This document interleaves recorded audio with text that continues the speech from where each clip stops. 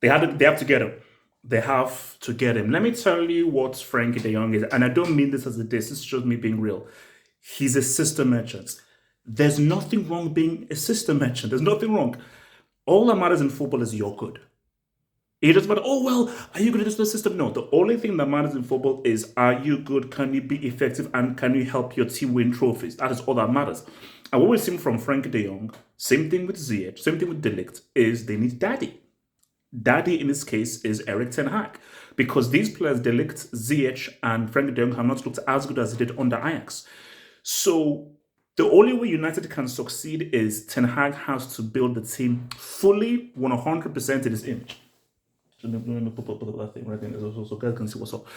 So he has to build a team fully in his image. And the only way that he can do that is if he has that full support by the board. McFred is McFred, but McFred is Brexit. Fred just have some technique, but there was no kind of ability and true quality in there.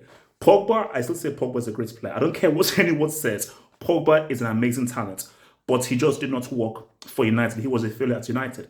I think because you see, midfield is the nucleus of the team. If your midfield doesn't work, your team can't work. Why Man City is so good is because of what De Bruyne, Ilkay Gundogan, and Silva do. Why Liverpool is so good is because of what your boy Fabinho and your boy Alcantara do.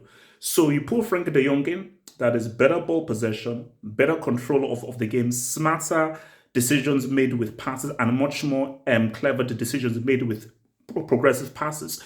And that is what a Frenkie de Jong can bring. So I think that already is a step in the right direction, because the only way that Ten Hag can see what's for United is these are the precise players I want to execute the progressive, passing, attractive football that he wants to bring to United that can hopefully breed games. And for Frenkie, it's not what at Barca. Based on the player we saw in Ajax, in that 18-19 run, it ain't the same dude. Some people call him Ding Dong. I'm not going to say that, but some people call him Frankfurt Ding Dong.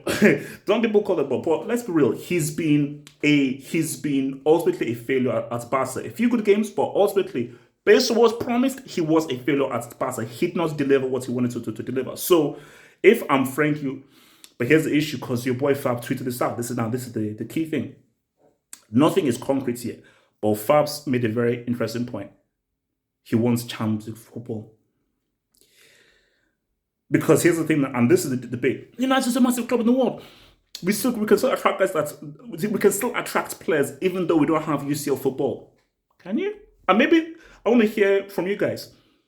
Are United still this big club that can just attract guys based off of money, even though you're not in the Premier Elite competition? And there is no guarantee that they'll finish top for next season with how competitive the EPL is. So last thing here. This would always see with transfers. If I was advising Frenkie, what do? Do you remain with Barca, with the Javi plan, and you're in the UCL, or do you go with a guy who you know with Erik ten Hag? If I'm advising Frenkie, I go with Erik ten Hag. Champions League is cool and everything, but Barca are not winning the UCL anytime soon. That's going to take a few years. You want to put yourself in the best footballing position going into that World Cup.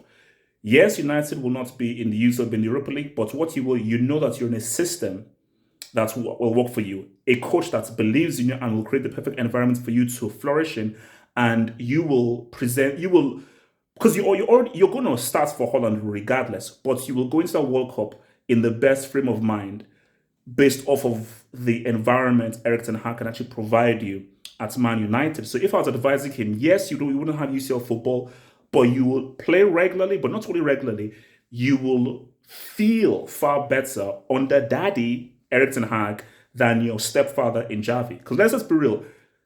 Who do you prefer to be with? Your biological father, as long as he doesn't beat you up. Your biological father or your stepfather. Your biological father, as long as he's not a freaking alcoholic. And that's a check. I don't think Erik ten Hag is an alcoholic. So yeah, man. But let's see what happens. But yeah, guys, tell me what you think. Do you think United can attract Frenkie de Jong with no UCL football? And if Frenkie de Jong comes, how much do you think that can improve United footballing wise? Or do you think that they need far more to really start even saying what's up beyond just Frenkie de Jong? Like that video, subscribe, and I'll see you tonight on the live show Hangouts for Arsenal Tottenham. Peace!